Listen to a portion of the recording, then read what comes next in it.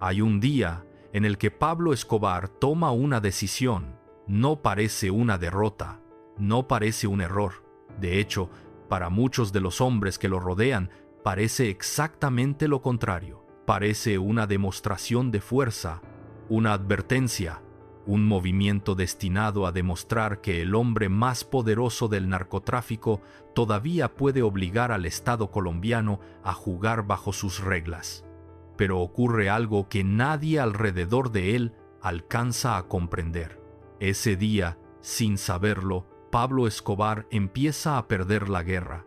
No la pierde en una balacera, no la pierde durante el operativo final, no la pierde cuando se convierte en el fugitivo más buscado de Colombia. La empieza a perder mucho antes, en el instante en que cruza una línea de la que ya no podrá regresar. Y, a partir de ese momento, cada decisión que toma para recuperar el control produce exactamente el efecto contrario. Cada respuesta genera un enemigo nuevo. Cada golpe provoca una reacción todavía mayor. Cada victoria dura menos que la anterior. Hasta que, un día, el hombre que había puesto de rodillas a jueces, policías, ministros y políticos descubre que ya casi no le queda nadie con quien negociar. Hoy vas a descubrir 4 cosas. ¿Cuál fue la decisión que cambió para siempre el rumbo de la guerra entre Pablo Escobar y el Estado colombiano? Cómo un hombre que parecía intocable empezó a cerrar, una por una, todas sus rutas de escape. ¿Por qué antiguos aliados, gobiernos, agencias internacionales y nuevos enemigos terminaron coincidiendo en un mismo objetivo? Y cuando llegó el momento en que incluso el propio Escobar comprendió que la estrategia que durante años le había dado poder ya no estaba funcionando, cuando lleguemos a ese punto, te lo voy a avisar, porque si te vas antes del final, te vas a perder el detalle que explica por qué muchos historiadores consideran que la caída de Pablo Escobar no comenzó el día que murió, sino mucho tiempo antes, y esa diferencia cambia completamente esta historia. Porque este documental no intenta convertir a Pablo Escobar en un personaje invencible. Tampoco pretende reducir su caída a un único enemigo. La realidad documentada muestra algo mucho más complejo. Durante años, Escobar logró construir una organización con una capacidad económica y operativa sin precedentes. Diversas investigaciones históricas, expedientes judiciales y testimonios de la época coinciden en que el cartel de Medellín llegó a ejercer una enorme influencia mediante el narcotráfico, la corrupción y la violencia. Pero incluso las estructuras más poderosas tienen un límite, y casi siempre ese límite no aparece desde fuera, empieza desde dentro. Para entender ese momento hay que regresar a finales de la década de 1980, no a sus primeros años, no a su infancia, sino al instante en que Pablo Escobar ya era probablemente el hombre más poderoso de Colombia que no ocupaba un cargo oficial. Su organización controlaba buena parte del tráfico de cocaína hacia Estados Unidos. Disponía de recursos prácticamente ilimitados. Había construido redes de corrupción que alcanzaban distintos niveles del Estado y utilizaba una combinación de sobornos y violencia resumida en una expresión que se volvería tristemente célebre: plata o plomo, una frase ampliamente asociada al funcionamiento del cartel de Medellín, aunque su uso exacto en cada episodio histórico no siempre puede verificarse de manera independiente. Muchos funcionarios cedían, otros no, y quienes se negaban sabían perfectamente el riesgo que corrían. Durante esos años, Colombia vivía una de las etapas más violentas de su historia reciente. Jueces, policías, periodistas, candidatos presidenciales, civiles. Ningún sector parecía completamente fuera del alcance de la violencia relacionada con la guerra entre el narcotráfico y el Estado. Sin embargo, mientras el país acumulaba víctimas, Pablo Escobar seguía convencido de una idea: que todavía podía imponer las condiciones. que siempre existiría una negociación, que siempre encontraría una salida. Y esa convicción terminaría convirtiéndose en uno de sus mayores puntos ciegos, porque el poder tiene una consecuencia peligrosa. Empieza a convencerte de que las reglas ya no aplican para ti. Eso había ocurrido antes con otros hombres, pero nunca con alguien que manejara una organización del tamaño del Cartel de Medellín. Y precisamente por eso, cuando llegó el momento de elegir entre retroceder o ir un paso más allá, Pablo Escobar eligió avanzar. Fue una decisión calculada, no impulsiva. No ocurrió en medio de una persecución. No fue producto del miedo. Creía que aquella jugada obligaría al Estado a ceder. Lo que no imaginó fue que produciría exactamente el efecto contrario, porque desde ese día, la guerra dejó de librarse únicamente por dinero, territorio o poder. Empezó a convertirse en algo mucho más personal. Y cuando una guerra llega a ese punto, casi nunca hay vuelta atrás. Para entender por qué Pablo Escobar creyó que todavía podía doblar al Estado colombiano, primero hay que entender una realidad. Durante años, lo había conseguido, no una vez, muchas veces. A mediados de los años 80, el Cartel de Medellín se había convertido en una de las organizaciones criminales más poderosas del mundo. Las autoridades colombianas y estadounidenses lo vinculaban con una parte muy importante del tráfico de cocaína hacia Estados Unidos, mientras las ganancias alcanzaban cifras sin precedentes para una organización dedicada al narcotráfico. El dinero parecía resolverlo todo. Compraba propiedades, compraba laboratorios, compraba rutas, compraba voluntades. Y cuando el dinero no bastaba, aparecía la violencia. Era una estrategia que, durante demasiado tiempo, había dado resultados. Funcionarios aceptaban sobornos, testigos desaparecían, investigaciones se debilitaban, y quienes se resistían entendían rápidamente el mensaje. Eso provocó una sensación extremadamente peligrosa dentro de la organización. La impresión de que siempre existía una salida. Pero, mientras Escobar acumulaba poder, Colombia también empezaba a cambiar. El Estado seguía siendo golpeado por la corrupción y la violencia, pero cada atentado provocaba una reacción política mayor que el anterior. Y, fuera del país, la presión de Estados Unidos aumentaba constantemente. Había una razón muy concreta: la extradición. Desde comienzos de los años 80, el tratado de extradición entre Colombia y Estados Unidos se había convertido en una de las mayores amenazas para los principales jefes del narcotráfico.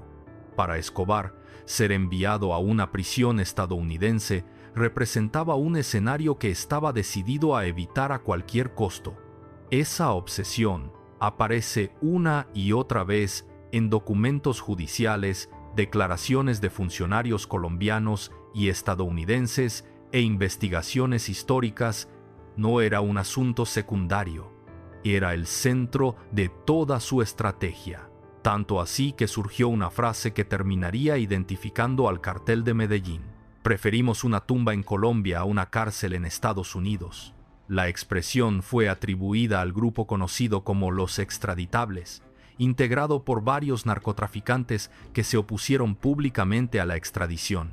Aunque la frase aparece ampliamente documentada, no siempre puede atribuirse con certeza a una sola persona. Más allá de quién la pronunciara primero, reflejaba exactamente la mentalidad de Pablo Escobar.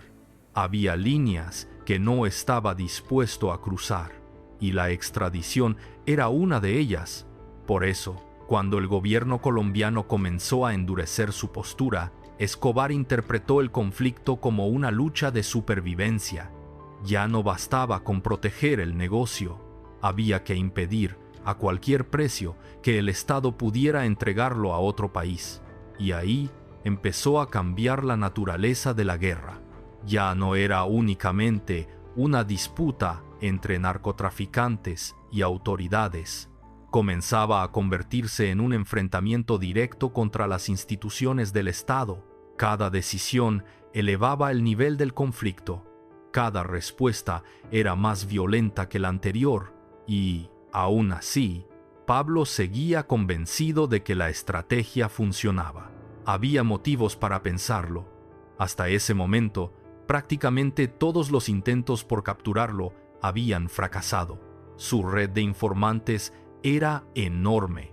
Recibía avisos con anticipación, conocía movimientos policiales, disponía de escondites y mantenía una estructura capaz de reaccionar rápidamente ante cualquier operativo. Parecía imposible sorprenderlo. Eso alimentó otra idea, la de que también podía controlar las decisiones políticas, pero esa confianza empezaba a convertirse en exceso de confianza. Y hay una diferencia enorme entre ambas, porque la confianza analiza riesgos, el exceso de confianza deja de verlos. Mientras Escobar seguía creyendo que el Estado terminaría negociando, en Bogotá empezaban a aparecer dirigentes convencidos de lo contrario. Por primera vez, algunos sectores del gobierno estaban dispuestos a asumir un costo político y humano mucho mayor con tal de enfrentar al cartel de Medellín. Ese cambio no ocurrió de un día para otro, fue acumulándose, atentado tras atentado, amenaza tras amenaza, asesinato tras asesinato, hasta que llegó un momento en que la pregunta dejó de ser cómo negociar con Pablo Escobar y pasó a ser cómo detenerlo. Escobar no percibió inmediatamente ese cambio, o, si lo hizo, creyó que podía revertirlo con la misma fórmula que había utilizado durante años: presión, miedo, violencia.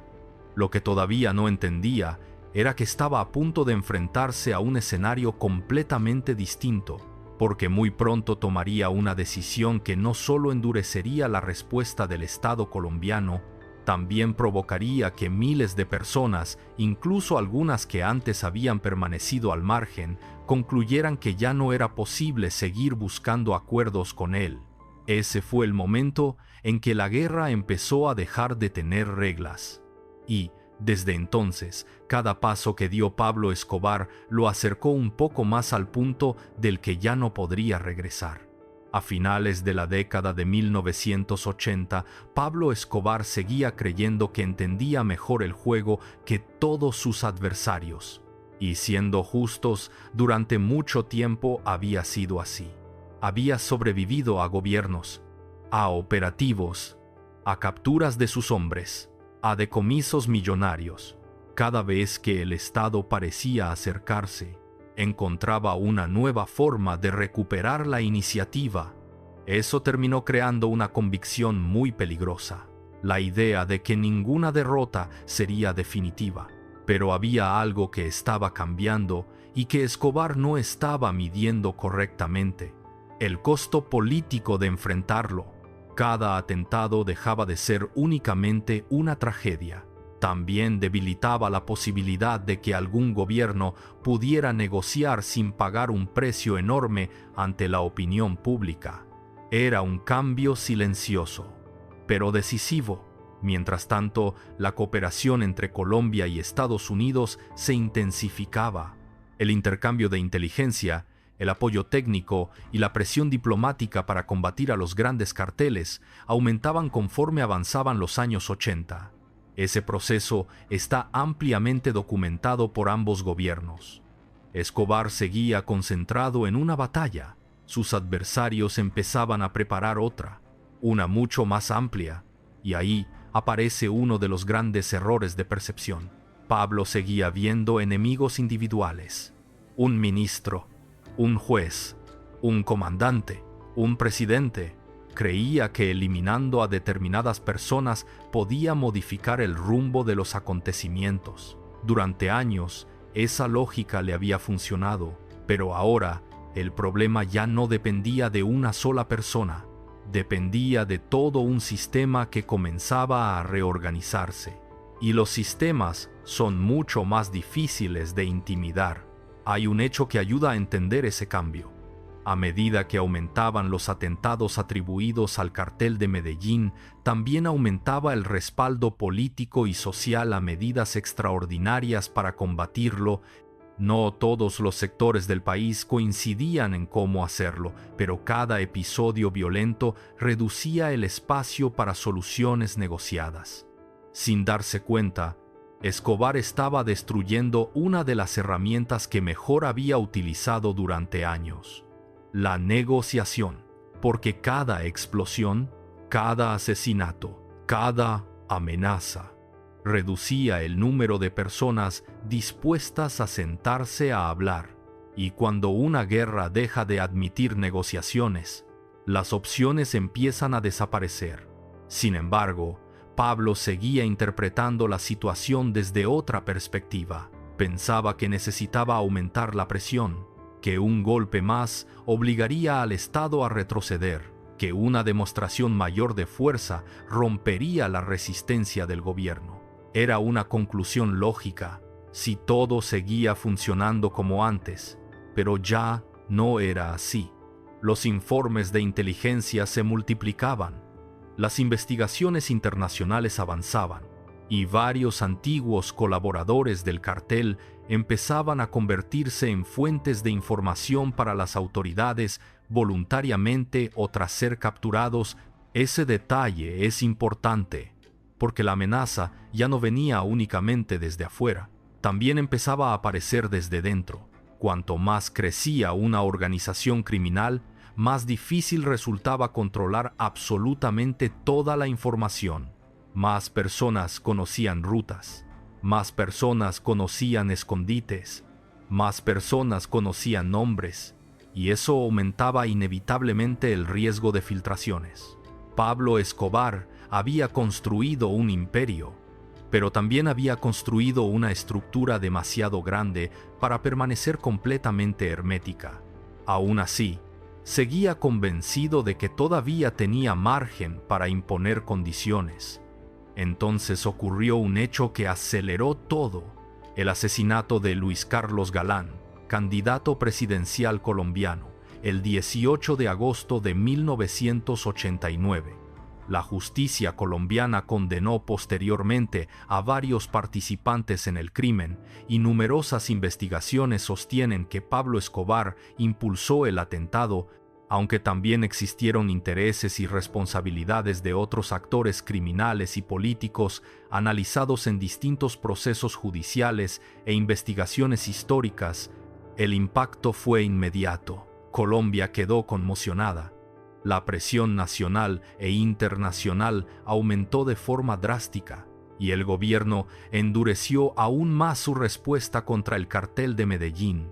Para muchos historiadores, ese momento representa uno de los grandes puntos de inflexión de la guerra, no porque antes no existiera violencia, sino porque a partir de entonces el conflicto adquirió otra dimensión.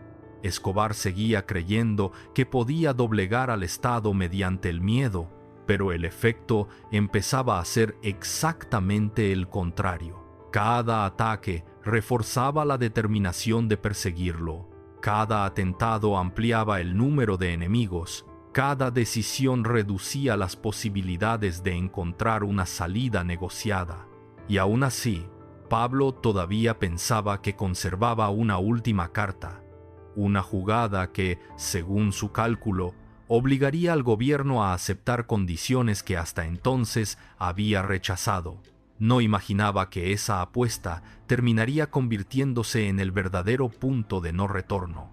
El día que tomó esa decisión, la guerra dejó de ser una batalla que todavía podía ganar y empezó a convertirse lentamente en una guerra imposible de detener. Durante mucho tiempo, Pablo Escobar creyó que el Estado colombiano tenía un límite, que podía resistir, podía responder, podía capturar a algunos de sus hombres, pero tarde o temprano terminaría negociando. Esa había sido la lógica durante años. Sin embargo, después del asesinato de Luis Carlos Galán, el escenario cambió con una velocidad que incluso Escobar pareció subestimar. El gobierno del presidente Virgilio Barco endureció la ofensiva contra el cartel de Medellín. Al mismo tiempo, la cooperación con Estados Unidos se intensificó y las operaciones para localizar a los principales jefes del narcotráfico adquirieron una prioridad inédita. Por primera vez en mucho tiempo, la presión no disminuía, aumentaba, y cuanto mayor era la presión, más convencido estaba Pablo de que necesitaba responder con una demostración todavía más contundente. Ahí comenzó el verdadero problema, porque empezó a confundir fuerza con escalada. Una respuesta llevaba a otra, y la siguiente debía ser todavía mayor. Era una lógica difícil de detener. Entre finales de 1989 y comienzos de 1990, Colombia sufrió una ola de atentados y acciones terroristas atribuidas al cartel de Medellín o a estructuras vinculadas con Escobar, de acuerdo con sentencias judiciales, investigaciones oficiales y reconstrucciones históricas. El objetivo era presionar al Estado para frenar la extradición y obligarlo a negociar. Durante algún tiempo, Pablo creyó que esa estrategia seguía funcionando, pero estaba ocurriendo exactamente lo contrario. Cada bomba, cada asesinato, cada amenaza, convencía a más personas de que negociar ya no era una opción políticamente viable. Ese cambio resulta fundamental para entender toda la historia, porque el error de Escobar no fue únicamente recurrir a la violencia, fue no darse cuenta de que la violencia había dejado de producir el efecto que antes producía. Seguía jugando con las reglas antiguas, mientras el tablero ya había cambiado, y entonces ocurrió algo inesperado. A comienzos de la década de 1990, el gobierno colombiano empezó a explorar una alternativa distinta. No consistía en renunciar a perseguir a Escobar. Consistía en ofrecer beneficios jurídicos limitados a narcotraficantes que decidieran entregarse voluntariamente, siempre dentro del marco legal vigente y sujeto a determinadas condiciones que fueron cambiando con el tiempo. Era una oportunidad, no perfecta, pero era una oportunidad, y Pablo la entendió enseguida, no porque quisiera abandonar el negocio, sino porque comprendió que, si seguía el mismo camino, el riesgo de terminar extraditado aumentaría cada mes. Fue entonces cuando apareció una negociación que todavía hoy genera enormes debates. La entrega de Pablo Escobar. En junio de 1991, Escobar se entregó voluntariamente a las autoridades colombianas después de negociaciones con el gobierno. Lo hizo en un contexto marcado por la nueva Constitución de 1991, que prohibió la extradición de nacionales colombianos por nacimiento. Ese cambio constitucional modificó de manera importante el escenario jurídico del momento. Desde fuera, parecía una victoria para el Estado. Desde dentro, Pablo creía haber conseguido exactamente lo que buscaba: evitar la extradición. Y todavía había algo más: las condiciones de su reclusión. Escobar fue recluido en un establecimiento penitenciario construido específicamente para él, conocido como La Catedral, ubicado en Envigado. Las características de esa prisión y el grado de control que mantuvo sobre ella fueron objeto de fuertes críticas desde el primer momento y están ampliamente documentados por investigaciones oficiales y periodísticas. La palabra prisión puede resultar engañosa, porque la catedral estaba muy lejos de parecerse a un penal convencional. Contaba con comodidades excepcionales para un centro de reclusión y, según múltiples investigaciones, Escobar mantuvo durante ese periodo un importante nivel de comunicación con el exterior. Para Pablo, parecía el desenlace perfecto. No sería extraditado, permanecería en Colombia y seguiría conservando buena parte de su influencia. Si la historia hubiera terminado ahí, probablemente este documental no existiría, porque habría demostrado que, una vez más, Escobar había logrado doblar al Estado.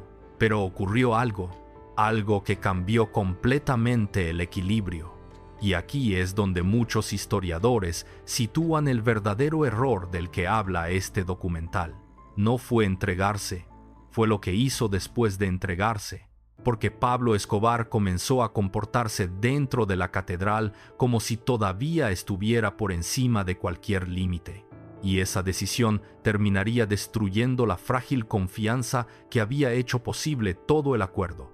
A partir de ese momento, ya no sería únicamente un narcotraficante perseguido, se convertiría en un hombre al que incluso quienes habían aceptado negociar empezarían a considerar imposible de controlar. La catedral debía representar el final de la guerra. Al menos, eso esperaba el gobierno colombiano. Pablo Escobar estaba preso.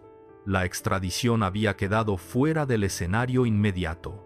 Y, sobre el papel, el hombre más buscado del país ya se encontraba bajo custodia del Estado. Pero había un problema. Muy pronto quedó claro que el Estado no controlaba realmente la catedral. Según investigaciones oficiales, testimonios posteriores y decisiones judiciales, Escobar mantuvo dentro del establecimiento un grado de autonomía absolutamente inusual. Recibía visitas, conservaba comunicación con miembros de su organización y continuaba ejerciendo influencia sobre asuntos del cartel de Medellín. La cárcel existía, el control era otra historia. Durante aproximadamente un año, Pablo siguió tomando decisiones como jefe de la organización. Eso comenzó a generar preocupación dentro del propio gobierno.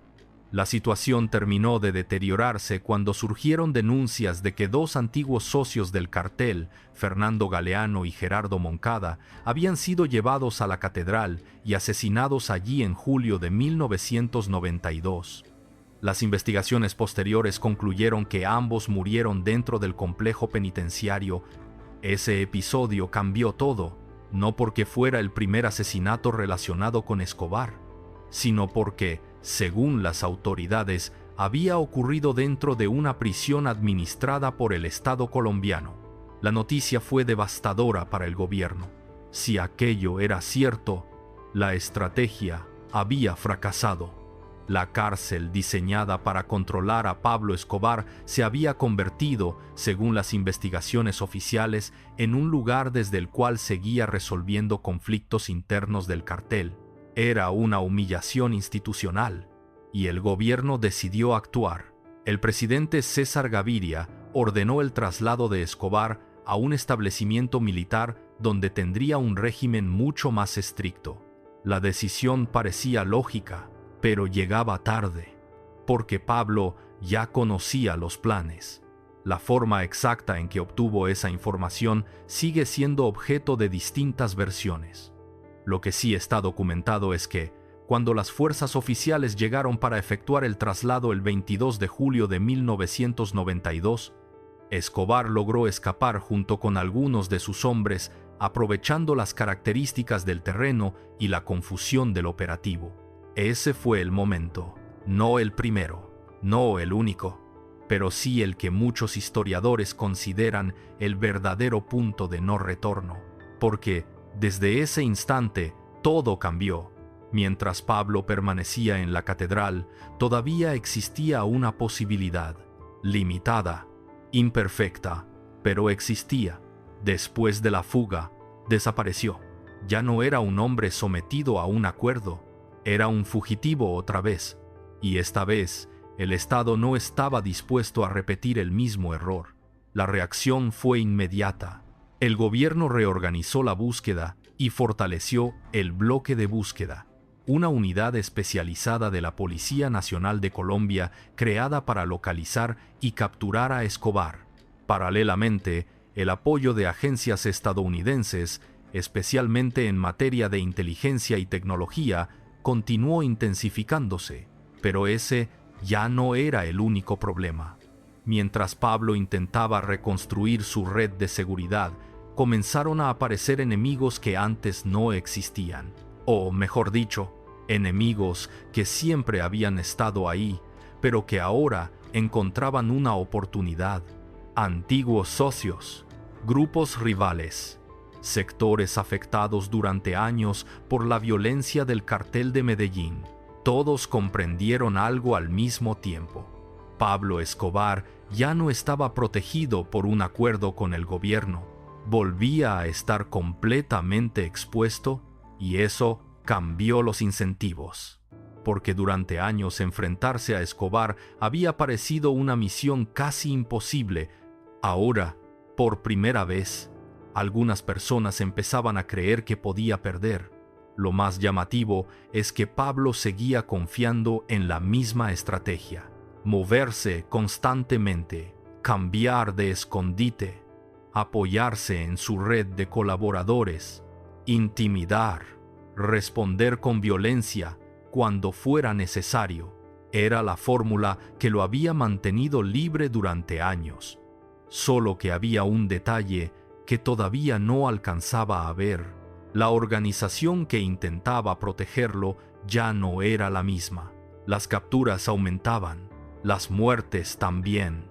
La presión económica comenzaba a sentirse y la confianza dentro del propio cartel empezaba a resquebrajarse.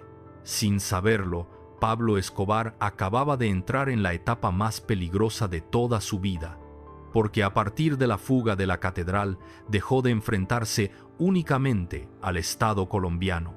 Empezó a enfrentarse al tiempo, y el tiempo, por primera vez en muchos años, ya no jugaba a su favor.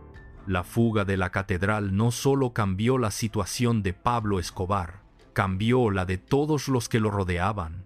Hasta ese momento, muchos miembros del cartel de Medellín todavía creían que, de una forma u otra, Pablo encontraría otra negociación, otra salida, otro acuerdo. Después del 22 de julio de 1992, esa confianza empezó a desaparecer.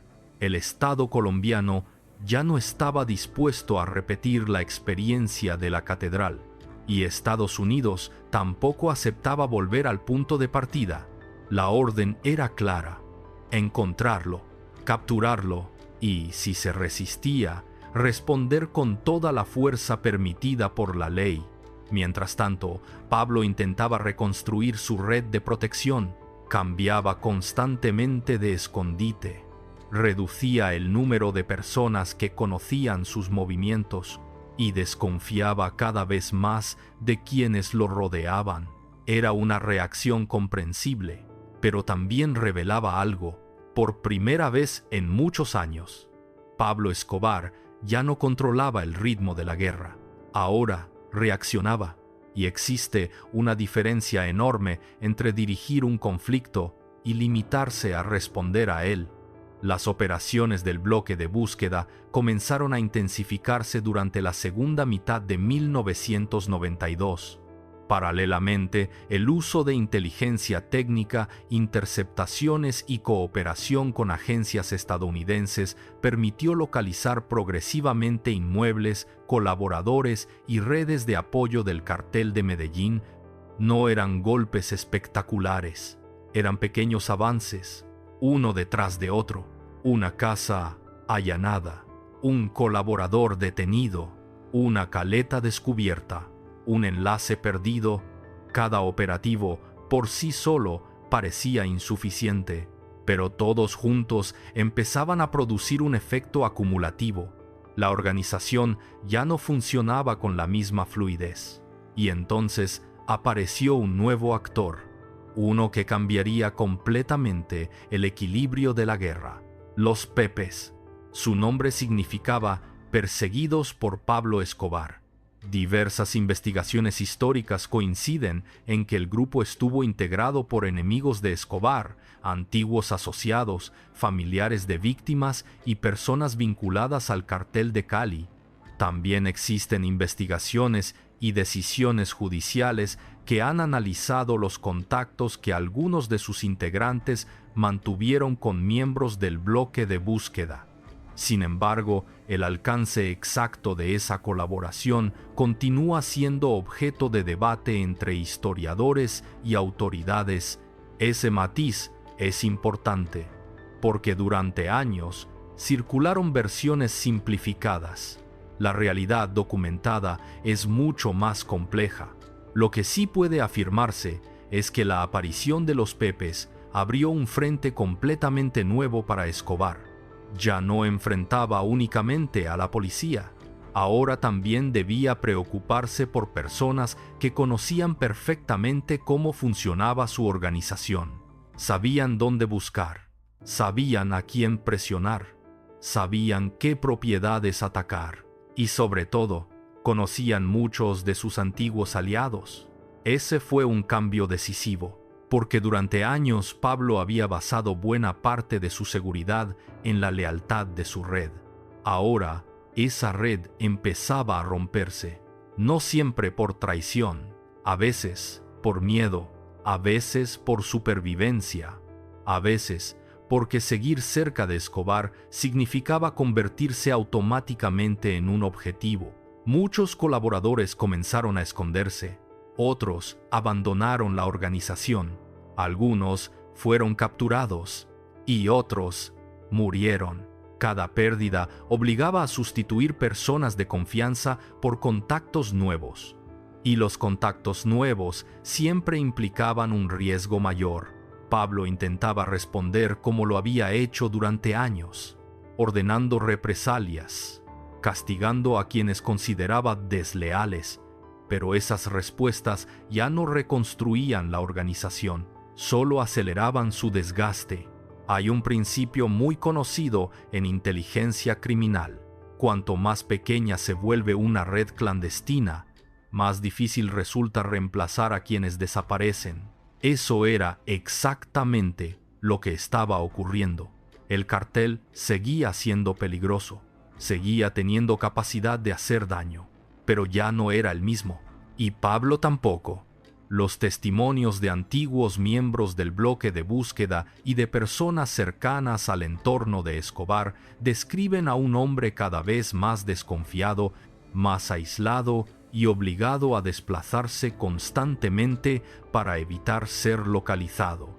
Era el comienzo de la paranoia, no una paranoia imaginaria, una paranoia basada en hechos, porque realmente lo estaban buscando desde múltiples frentes. Y cada día que pasaba, la lista de lugares seguros se hacía más pequeña. Sin darse cuenta, Pablo Escobar había llegado al punto exacto que siempre intentó evitar. Seguía siendo uno de los hombres más peligrosos de Colombia, pero ya no era el hombre que imponía las reglas. Ahora eran otros quienes decidían dónde golpear, y muy pronto cometería un error todavía más grave. No un atentado, no una fuga, un error mucho más simple. Volver a utilizar aquello que durante años había sido su mayor fortaleza, sin comprender que también se había convertido en su mayor vulnerabilidad. Durante años, Pablo Escobar había construido una regla muy simple: nunca permanecer demasiado tiempo en el mismo lugar, nunca confiar en una sola ruta, nunca facilitarle el trabajo a quienes intentaban encontrarlo. Esa disciplina le había permitido sobrevivir a innumerables operativos. Pero después de la fuga de la catedral, apareció un problema nuevo.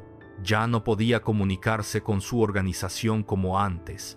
El cartel seguía existiendo, pero estaba fragmentado. Muchos de sus principales colaboradores habían muerto, estaban detenidos o vivían escondidos, y eso obligó a Pablo a depender cada vez más de un círculo muy reducido. Entre esas pocas personas estaban algunos familiares y hombres de absoluta confianza. Esa decisión era comprensible, pero tenía un costo. Cuanto más pequeño era el círculo, más fácil resultaba concentrar los esfuerzos de inteligencia sobre él.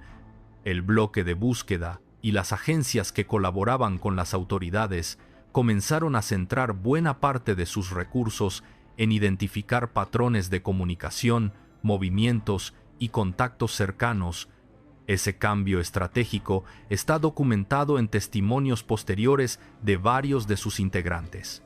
Ya no perseguían únicamente a Escobar, perseguían su entorno, y había una razón.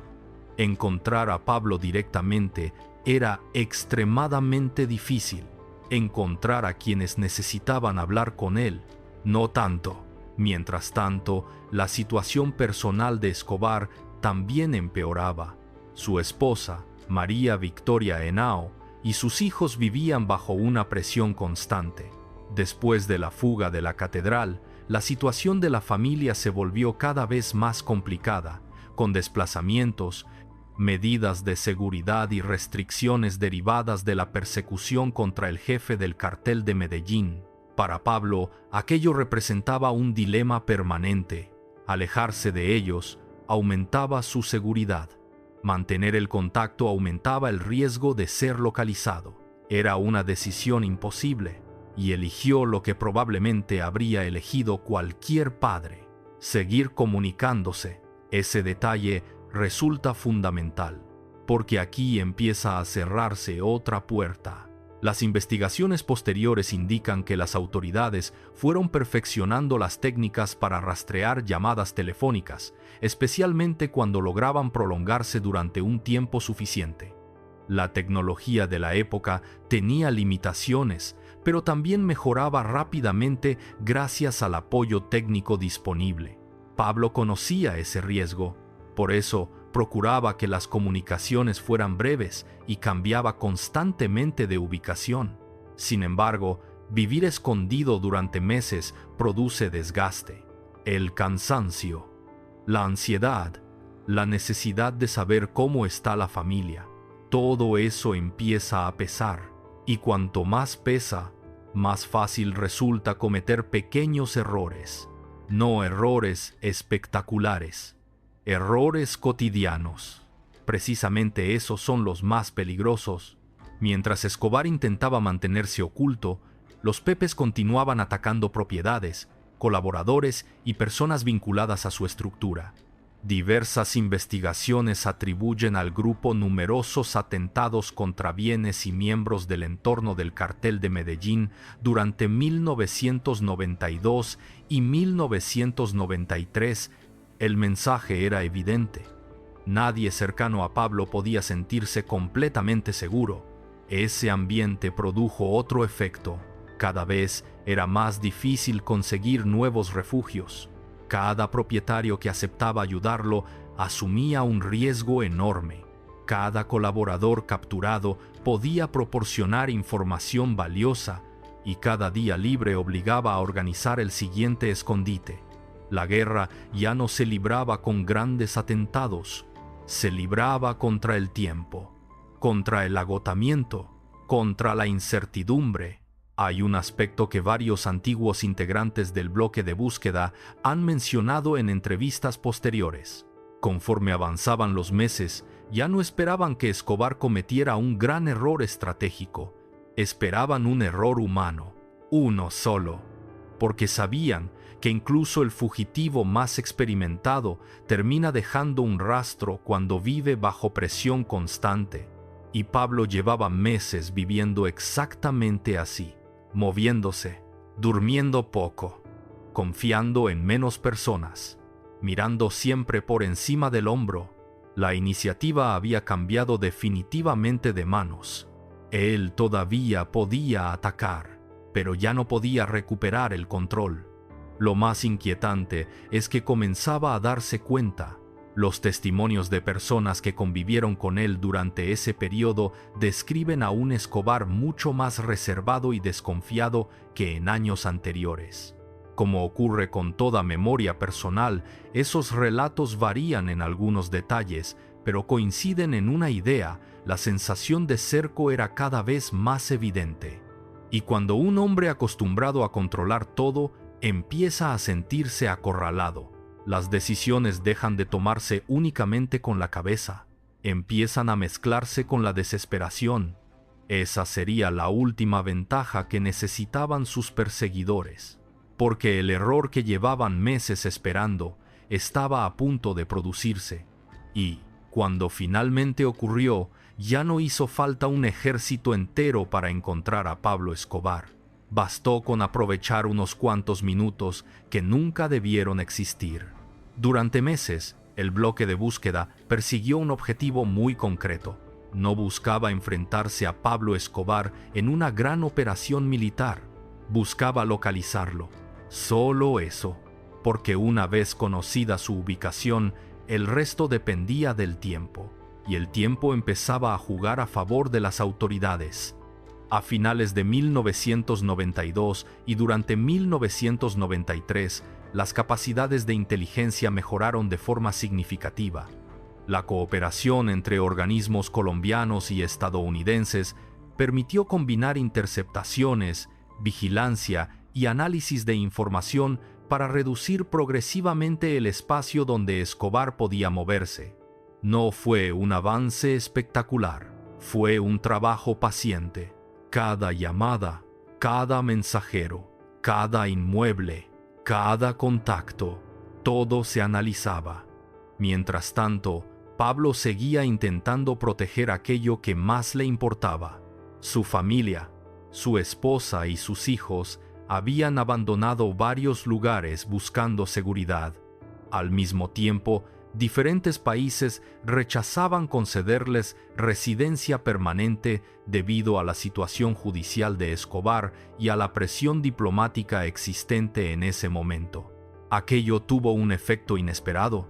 Pablo ya no solo luchaba por sobrevivir, también luchaba por mantenerse cerca de ellos.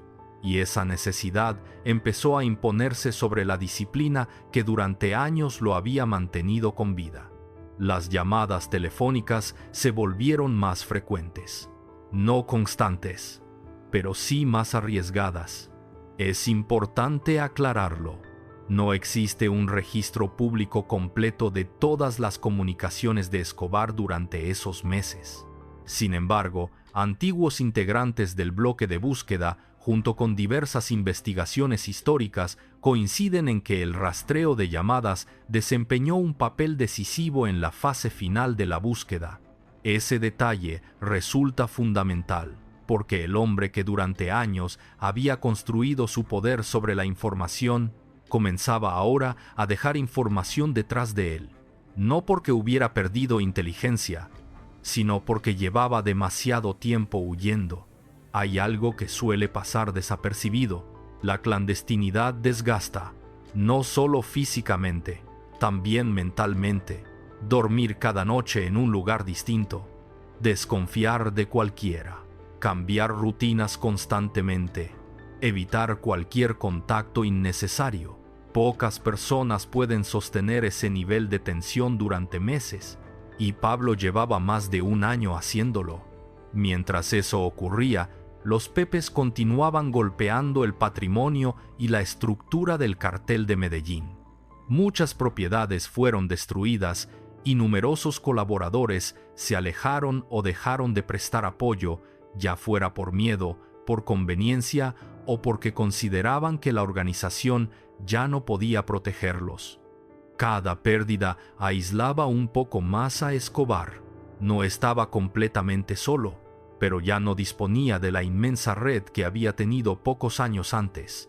Y cuanto más pequeña era esa red, más valiosa se volvía cada persona que permanecía junto a él. El problema era evidente.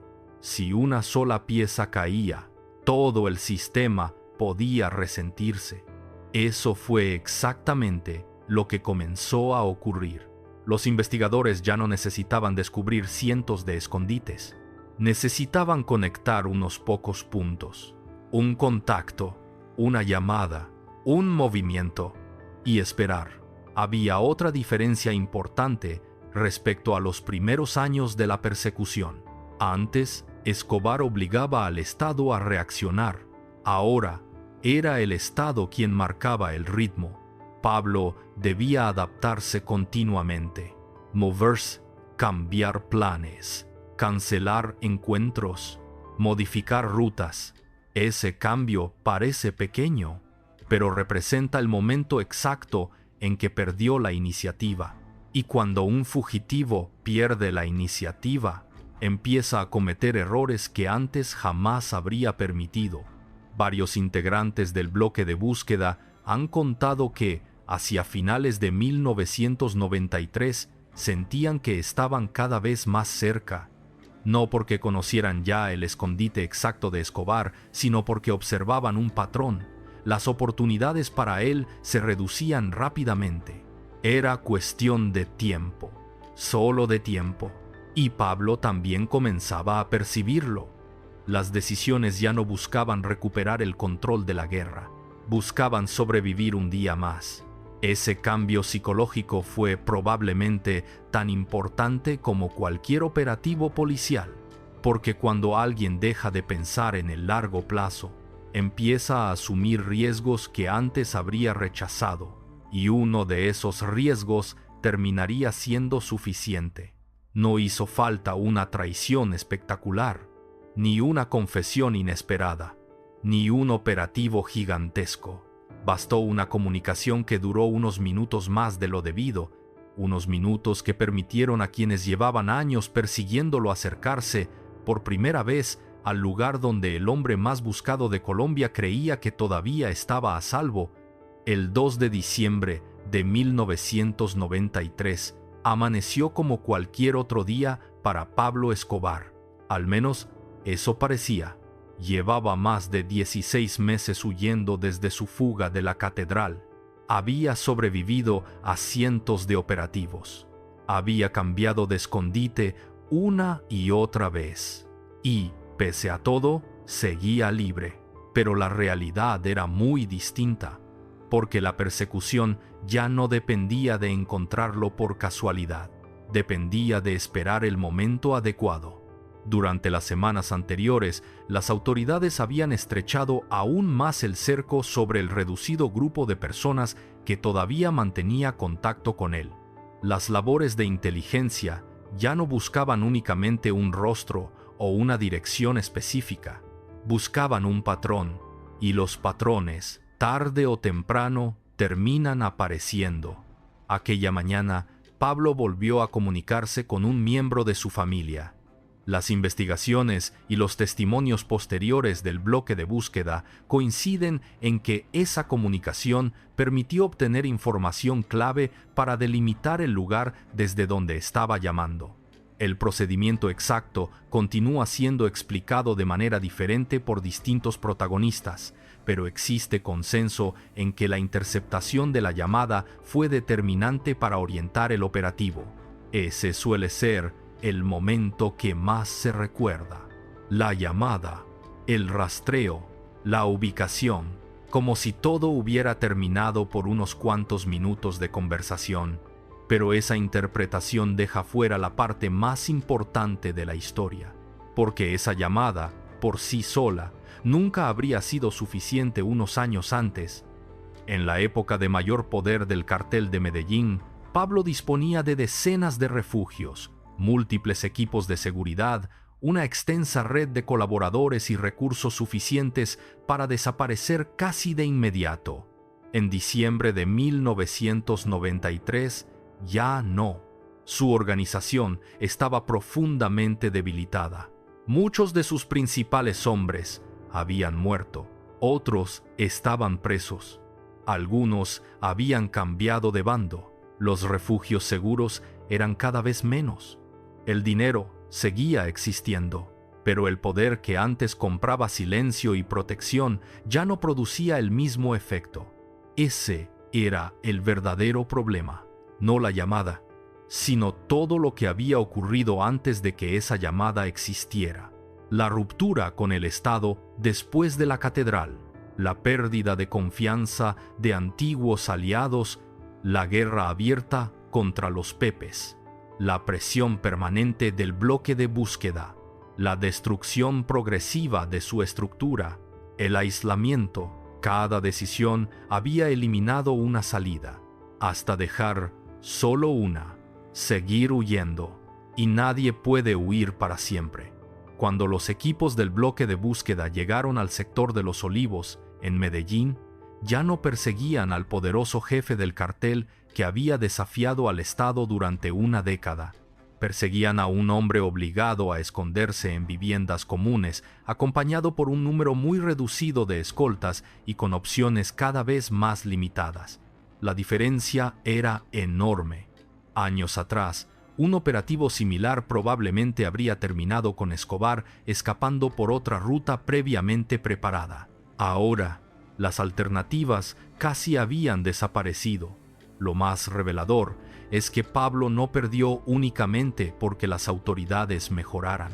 También perdió porque él ya no podía reemplazar todo lo que había ido perdiendo durante el camino. Cada colaborador, cada casa, cada contacto, cada aliado, cada uno había sido una capa de protección, y todas esas capas habían desaparecido una tras otra. Por eso, resulta engañoso afirmar que Pablo Escobar cayó únicamente por una llamada telefónica. La llamada solo permitió localizar a un hombre que llevaba mucho tiempo quedándose sin lugares donde esconderse. Ese día, el operativo estaba a punto de comenzar y, por primera vez desde el inicio de la guerra contra el Estado colombiano, Pablo Escobar no tenía un verdadero plan de escape. No porque hubiera dejado de ser inteligente, sino porque las decisiones tomadas durante los años anteriores habían reducido sus posibilidades hasta convertirlas en prácticamente una sola. Cuando escuchó que las autoridades estaban cada vez más cerca, todavía intentó hacer lo que había hecho durante toda su vida: escapar. Solo que esta vez, el hombre que durante años siempre encontraba una salida estaba a punto de descubrir que ya no quedaba ninguna, y en cuestión de minutos terminaría el enfrentamiento que había cambiado para siempre la historia de Colombia. Pocos minutos después de que las autoridades localizaran el origen aproximado de la llamada, varias unidades del bloque de búsqueda se dirigieron hacia el barrio Los Olivos, en Medellín. El objetivo era una vivienda de 2 plantas. No existía certeza absoluta de que Pablo Escobar estuviera allí, pero los indicios eran suficientemente sólidos para intervenir de inmediato. Cuando los primeros agentes rodearon el inmueble, comenzó un intercambio de disparos. Los testimonios coinciden en que Escobar intentó escapar por la parte trasera de la casa utilizando los techos de las viviendas vecinas, una maniobra que había empleado en otras ocasiones para romper el cerco. Esta vez no funcionó. Minutos después, Pablo Escobar murió sobre el tejado de una de las casas del sector. Tenía 44 años. El hombre que durante más de una década había desafiado al Estado colombiano había dejado de ser el fugitivo más buscado del mundo. Sin embargo, incluso ese último instante sigue siendo motivo de debate. La versión oficial sostiene que murió por los disparos efectuados durante el enfrentamiento con el bloque de búsqueda. Con el paso de los años surgieron otras hipótesis, entre ellas la posibilidad de que se hubiera quitado la vida para evitar ser capturado, una teoría respaldada por algunos familiares y personas cercanas. Hasta hoy, esa versión nunca ha sido establecida judicialmente como el relato oficial de los hechos. Lo que no admite discusión es el resultado. Pablo Escobar había muerto, y con él terminaba una de las etapas más violentas de la historia reciente de Colombia. Pero aquí aparece la pregunta más importante de todo este documental. ¿Realmente cayó por aquella llamada telefónica? La respuesta es no. La llamada únicamente reveló dónde estaba. No explicó por qué ya no podía desaparecer. Si retrocedemos hasta el principio de esta historia, veremos que el desenlace comenzó mucho antes. Comenzó cuando creyó que podía seguir imponiendo las reglas mediante el terror. Continuó cuando la violencia terminó cerrando cualquier posibilidad real de negociación. Se agravó cuando convirtió la catedral en una extensión de su propio poder y rompió la confianza que había permitido aquel acuerdo. Se hizo irreversible con la fuga, porque desde ese momento dejó de existir cualquier salida política. Después llegaron las consecuencias.